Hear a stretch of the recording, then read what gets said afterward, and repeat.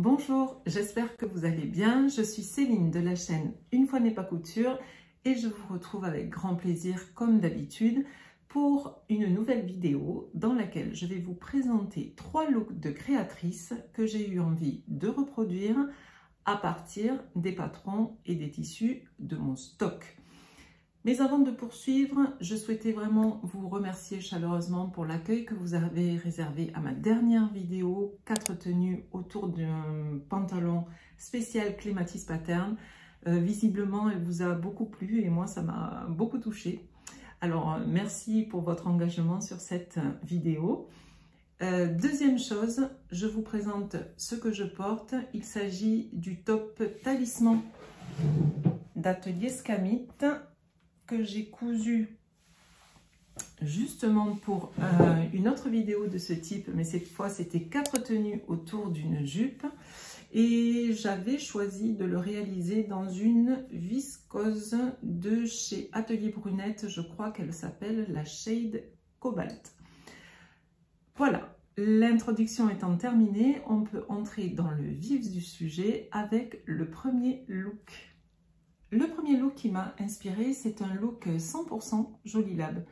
Il est composé, je vous mets une photo ici, du top Lexi, qui est un joli basique estival en jersey qui peut se décliner en version crop top, débardeur, robe genou ou robe bimatière, ainsi que de la jupe Sam, qui est une jupe droite, taille haute, fermée par un zip dos apparent, et qui offre également plusieurs versions, une version sans poche, une version poche zippée, une version poche passepoilée, des poches plaquées. Alors, effectivement, l'idée de ce format, c'était de faire avec les patrons que j'ai dans mon stock. Donc, le premier patron que j'ai utilisé pour reproduire le top Lexi, c'est un patron dont je vous ai parlé dans ma dernière vidéo justement sur Clematis Pattern, c'est le débardeur Debbie. Alors, je vous remontre le schéma technique. Le débardeur Debbie, c'est un débardeur dont le PDF est au prix de 7 € et la pochette 12,90 €. Mais je me souviens que je l'avais eu gratuit à sa sortie. C'était un cadeau de la créatrice, certainement pour faire connaître et faire la promotion de sa marque de patron. Et en tout cas, ça a très bien marché pour moi, puisqu'ensuite, vous connaissez l'histoire, j'ai cousu plusieurs patrons autour du pantalon Ziggy.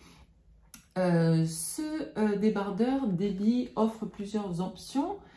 Une encolure ras de cou que vous avez ici, une encolure dégagée ici, et pour les deux, vous avez des emmanchures échancrées. Le patron va de la taille 34 à 52, la stature est d'1,65 m. Évidemment, il convient de le coudre dans des tissus mailles extensibles. Les marges de couture sont comprises, elles sont de 6 mm sur le vêtement et de 2 cm sur l'ourlet. Mais comme je vous l'ai déjà indiqué dans ma vidéo précédente, si vous l'avez vu, moi, lorsque je couds un patron, ou quand je coupe plutôt un patron en jersey, je laisse toujours des marges de couture de 1 cm parce que c'est plus simple pour moi. Voilà, donc je vais vous présenter la version, ma deuxième version du coup, oui, ma deuxième version du débardeur Debbie. La voici. Voici le devant et voici le dos. Vous voyez que pour coller au mieux au look Jolie Lab, j'ai choisi, comme la dernière fois d'ailleurs, l'encolure ras de cou. Il s'agit d'un jersey blanc. Je ne saurais pas le poids parce que il n'était pas indiqué. Un jersey de coton blanc que j'ai acheté dans un magasin de ma ville, tout ce qu'il y a de plus simple. Au niveau des tailles, j'ai fait la taille 40 autour de poitrine et j'ai évasé en taille 42 au niveau des hanches. Pour ce qui est des ajustements de stature, puisque je le rappelle, je mesure 1,75 m, j'ai allongé les pièces devant et dos de 7 cm Et ici, j'ai creusé l'emmanchure de 2,5 cm. Voilà, bah écoutez, rien de spécial, hein. C'est un débardeur tout à fait simple à réaliser. Pour me faciliter les choses, je fais toujours, comme je vous l'ai dit, je bâtis mes encolures, mon encolure et mes emmanchures à la machine à coudre. Et ensuite, je surjette. Et là, j'ai fait la propreté de l'ourlet à la recouvreuse également. Voilà. Donc, toujours pareil, C1, C3. Et j'ai trouvé un bon réglage, il me semble. Voilà, donc ça c'est pour la première pièce. Je ne vais pas rentrer davantage dans les détails hein, parce que bon, c'est une pièce simple hein, qui ne nécessite pas de beaucoup d'expérience en couture, si ce n'est celle d'être à l'aise dans la couture du jersey, ce qui n'est pas encore mon cas. Je préfère décidément et 1000 fois coudre du chêne et trame, mais bon. Peut-être qu'avec le temps, je prendrai plaisir, mais pour l'instant, c'est pas encore ça. Je rappelle que pour tous les patrons Clématis Pattern, vous avez une vidéo sur le site de la créatrice. On passe maintenant à la pièce que j'ai associée à ce débardeur pour reproduire le premier look Jolie Lab. Et là, ça m'a donné un petit peu plus de travail. Je vous montre ça tout de suite. Pour reproduire... Pour imiter, devrais-je dire, la jupe Sam de Jolie Lab, je suis partie d'un patron que je pense vous connaissez, le patron de la jupe Grenadine de chez Maison Fauve. Donc il s'agit d'un patron qui est gratuit dans le magazine L'Œil Fauve numéro 9 de l'été 2024. Donc vous voyez que il s'agit d'une mini-jupe légèrement trapèze, avec une découpe devant qui peut être soulignée ou non d'un passepoil et vous avez la possibilité de doubler la jupe. Il y a 2 pinces d'eau et une fermeture éclair apparente. C'est un patron qui va du 34 au 52, la stature est d'1,65 m. Les tissus recommandés sont des tissus chêne et trame uniquement. Les marges de couture sont comprises, elles sont de 1 cm sur le vêtement et de 3 cm sur l'ourlet. Donc, tout l'intérêt de l'exercice, ça a été de passer de ce modèle à ce modèle. Donc, en fait, eh bien, j'ai dû faire des modifications au niveau du patronage. On peut dire que j'ai hacké le patron de Maison Fauve pour arriver au patron de la jupe Sam de Jolie Lab. Je vous montre déjà ma version et je vous explique ensuite ce que j'ai fait. Alors là, ça va être surexposé, je pense, mais le vert, c'est un vert Hollywood. Voici le devant.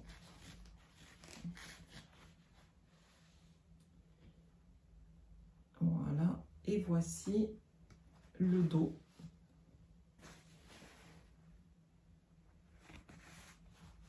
Je vous montre le détail des poches dont je ne suis pas peu fière. Voilà.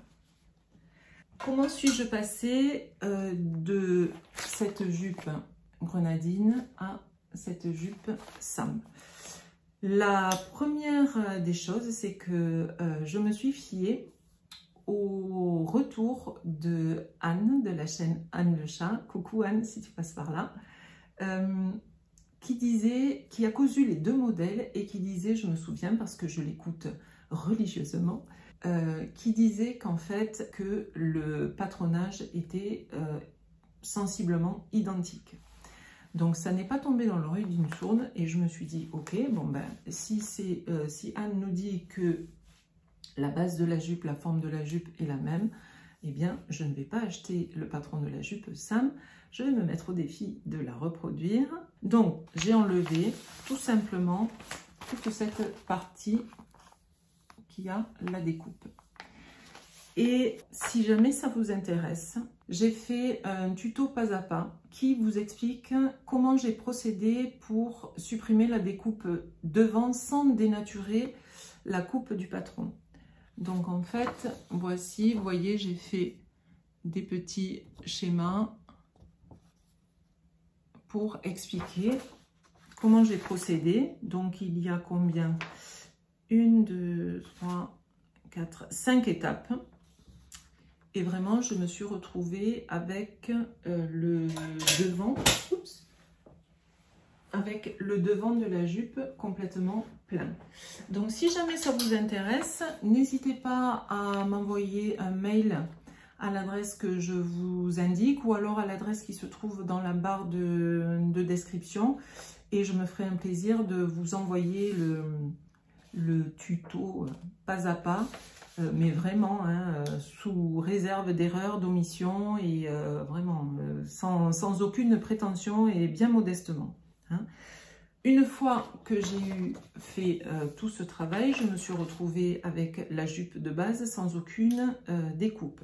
Dans un deuxième temps, j'ai imprimé le schéma technique de la jupe Sam de Jolilab. Et en prenant surtout bien soin de conserver l'échelle originale pour vraiment avoir les proportions qui soient justes.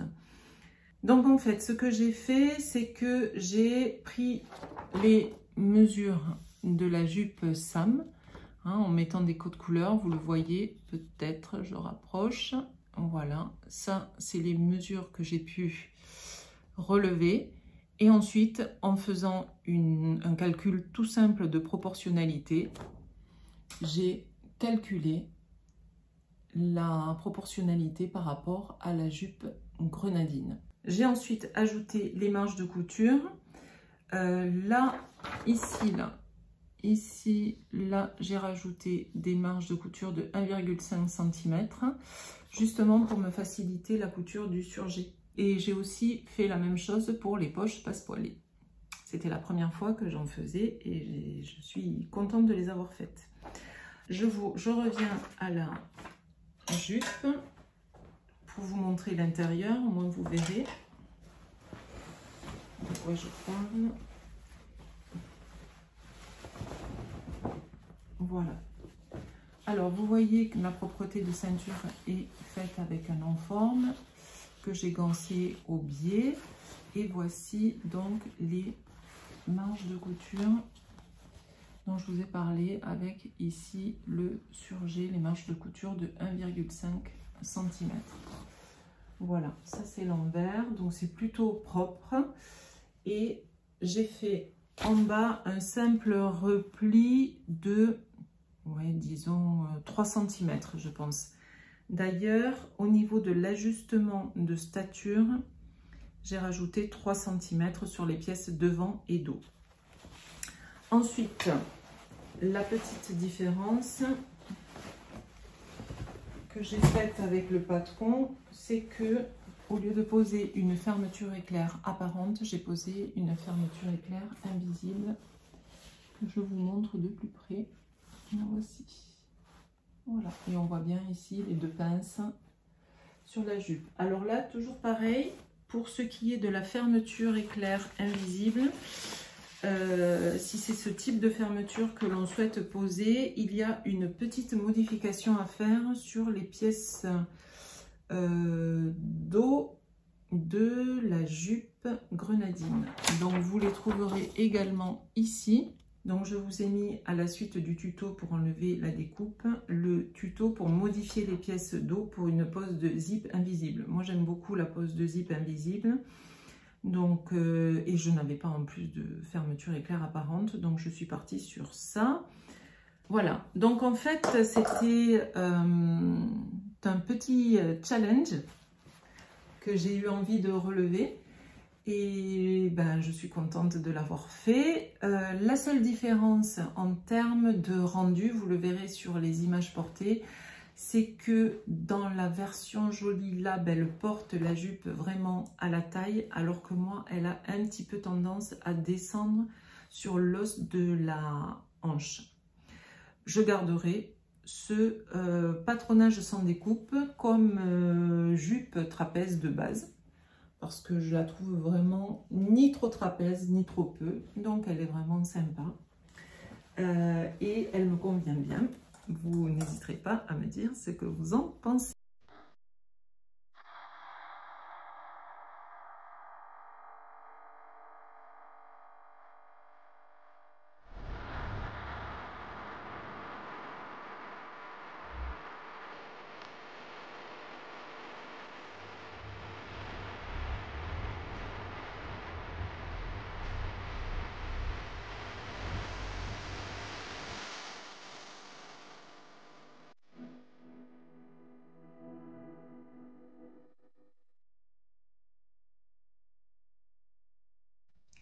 Le deuxième look que j'ai eu envie de reproduire, c'est un look atelier scalette que je vous mets ici. Vous le voyez, il n'est composé cette fois-ci que d'une seule pièce. Sur l'inspiration, il s'agit de la jupe Charme, qui est une jupe plutôt courte, composée de 2 éléments superposés, assemblés sur une ceinture large en forme de V, sur le dos et le devant. Pour une version très sobre, on peut utiliser la jupe du dessous qui est évasée, simple et symétrique. Sinon, pour une version un peu plus romantique, on peut rajouter la jupe de dessus, froncée et asymétrique. Pour reproduire ce look atelier Skamit, je me suis basée sur le patron de la jupe Jaya de PM Pattern, dont la pochette est au prix de 15,90 € et le PDF au prix de 11,50 €. Donc vous le voyez, il s'agit d'une jupe taille haute, très élégante et féminine grâce à sa large ceinture en pointe ou arrondie qui souligne joliment la taille sans apporter davantage de volume.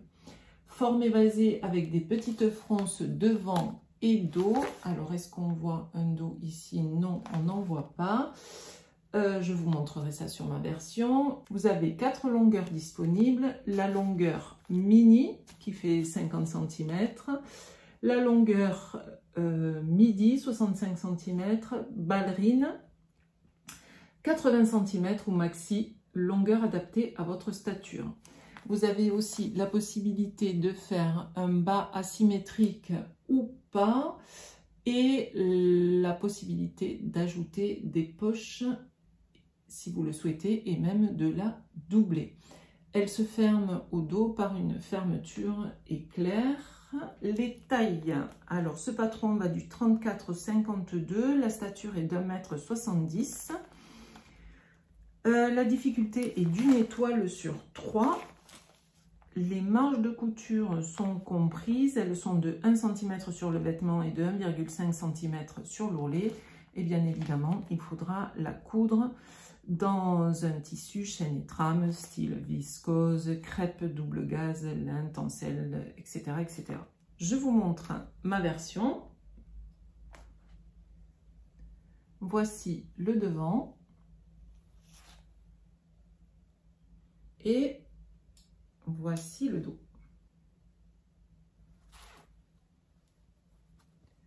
Donc, vous le voyez, j'ai choisi la ceinture pointue. Tac.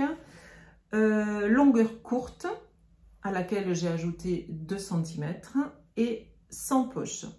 Je l'ai cousu dans une viscose toujours de chez Atelier Brunette qui s'appelle, ah là là, je ne me souviens plus.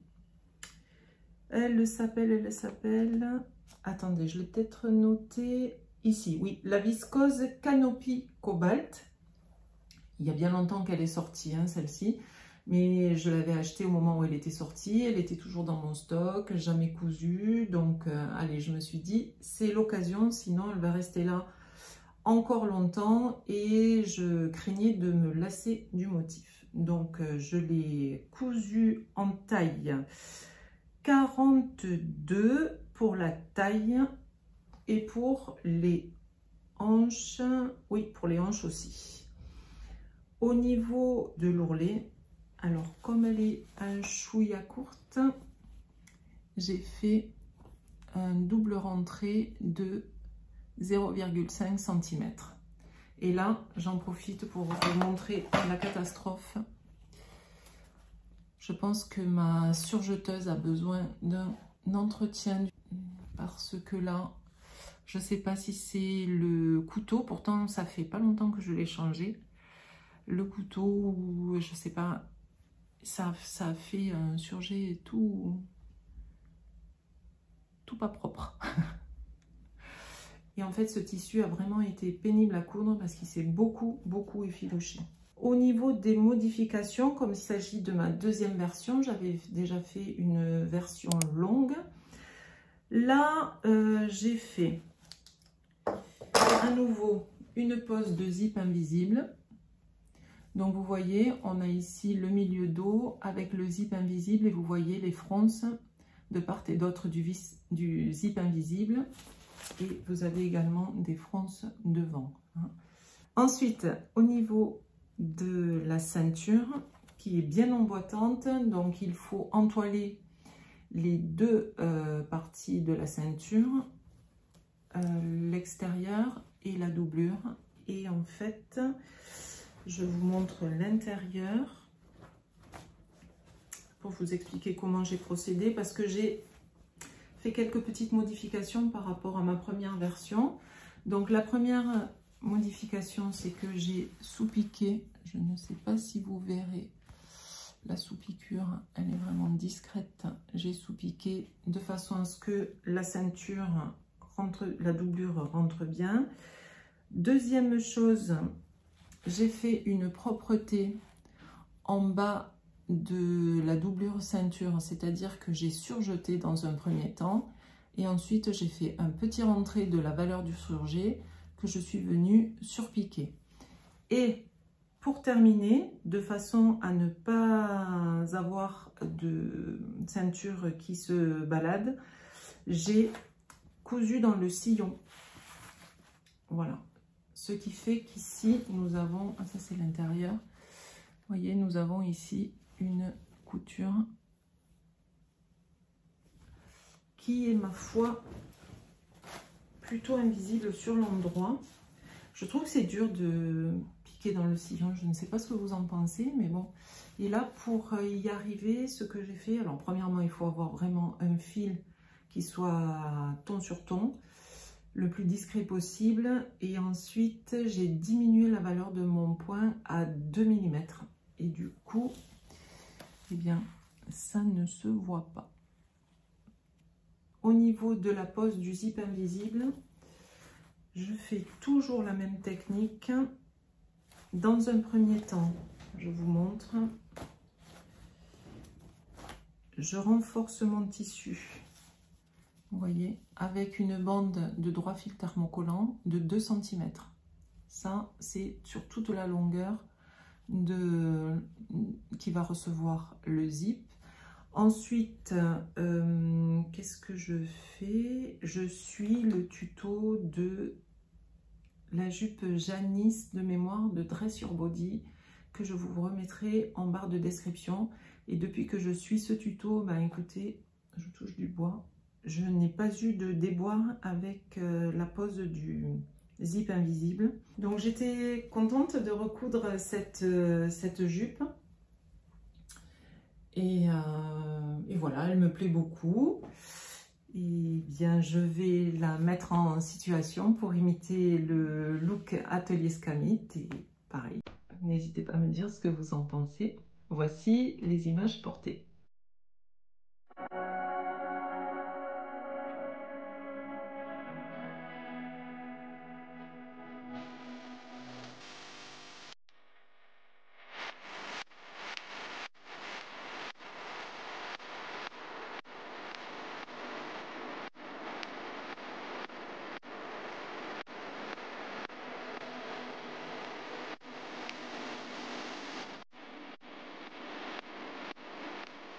Et le dernier look que j'aimerais vous présenter aujourd'hui, c'est une association entre Charlène Hens et Atelier Brunette que voici. Donc ici, eh bien, écoutez, vous voyez que Charlène porte un t-shirt en encolure ronde et la jupe d'Atelier Brunette. Donc si vous êtes une fidèle de ma chaîne, bien vous savez que c'est une jupe que j'aime beaucoup. Je l'ai cousue, je crois, en 6 exemplaires. Et l'exemplaire que je vais vous présenter aujourd'hui, je ne l'ai pas cousu dernièrement. Je l'ai cousu il y a 1 an et demi. Et c'est une jupe que je mets beaucoup parce que j'aime beaucoup le patron, tout simplement. Voilà. Donc en fait, au niveau du t-shirt, je la porte avec le t-shirt du livre Drest de Direndo. Donc écoutez, c'est un t-shirt qu'on ne présente plus. Ça, c'est un t-shirt que je n'ai pas cousu pour ce bilan couture. Je vous l'avais déjà présenté dans un bilan couture antérieur. La seule chose qui ne me plaît pas trop sur ce t-shirt, c'est la raison pour laquelle je ne l'ai pas recousu et lui ai préféré le t-shirt Poppy de Clematis Pattern, c'est que il n'y a pas de manches montées, ce sont des manches à même. Je préfère pour le tombé les manches montées. Je trouve que les manches à même, ça a tendance à faire des petits plis ici qui ne me plaisent pas trop. Donc ça, c'est le patron que vous verrez sur les images portées. Et maintenant, eh bien écoutez, à reproduire un look, autant y aller à fond. Voici ma version de la jupe d'Atelier Brunette dans un tissu, encore une fois, Atelier Brunette. Non, non, je ne suis pas sponsorisée, malheureusement, j'aimerais bien, mais ça n'est pas le cas. C'est un modèle de jupe que vous connaissez peut-être, je vous le présente. Alors, attendez, hop, je me suis trompée de côté. Vous avez le schéma technique ici, que la pochette est au prix de 16 €, le PDF est au prix de 10 €. La jupe Atelier Brunette a été modélisée pour que vous gardiez une totale liberté de mouvement et un style inédit. À panneaux, donc vous voyez qu'il y a 3 panneaux devant et 2 panneaux dos, si je ne me trompe pas. Ceinturé, oui, ici, et évasé. Et vous avez 2 options, soit la version A boutonnée, soit la version B zippée avec des poches. Alors les poches, on les voit ici, mais comme je vous le dis à chaque fois, je ne fais pas les poches. Le patron va du 34 au 46. La stature n'est pas précisée, mais je suppose que c'est 1,68 m. Les tissus recommandés, eh bien des tissus chêne et trame style crêpe de viscose ou viscose, twill, lin coton, etc. Les marges de couture sont de 1 cm sur le vêtement et de 4 cm sur l'ourlet. Vous aurez besoin d'un zip invisible pour la version zippée dans le dos et de 14 boutons de 9 mm pour la version boutonnée. La ceinture est également finie avec un biais, il vous en faudra 1 mètre.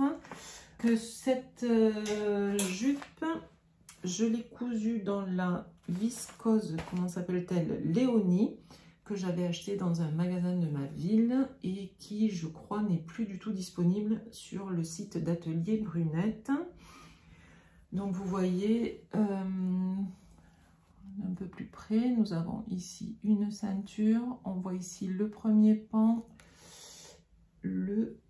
attendez que je ne dise pas de bêtises parce que c'est tellement, voilà, oui, le premier pan, deuxième pan, troisième pan, et vous avez la fermeture éclair invisible au dos avec les 2 pans, l'ourlet, c'est un ourlet de 2 fois 1 cm. Moi, j'aime bien ouvrir mes coutures, donc je les surjette de part et d'autre. Je crois que dans le patron, il suggère de les rabattre et de les surjeter ensemble. Moi, je préfère les ouvrir. Et ensuite, ce que j'aime beaucoup, c'est la propreté ici de la ceinture. Voilà, qui est terminé, vous le voyez, par un biais. Voilà, et je vous montre la finition au niveau du dos. Vous voyez que c'est plutôt propre.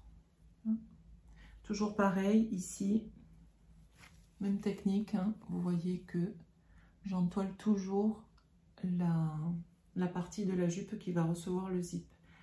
Les ceintures sont thermocollées, il me semble. Oui, c'est ça. Et je les thermocolle avec de la Viseline H180. Ben écoutez, je crois que je vous ai tout dit, hein. Je voulais tellement présenter que je n'ai rien d'autre à ajouter. Je suis archi fan de cette jupe. Une chose à laquelle je pense, si on regarde le tissu, alors je ne sais pas si vous verrez, mais il est plutôt transparent. Je ne sais pas si ça va se voir, je pense pas. Donc en fait, ce que je porte, c'est un fond de jupe que je me suis cousu dans une petite chute de tissu. Je le mets dessous et du coup, je peux la porter pour aller travailler sans aucun problème. Eh bien, écoutez, c'en est fini pour ce troisième et dernier look. Je vous montre les images portées.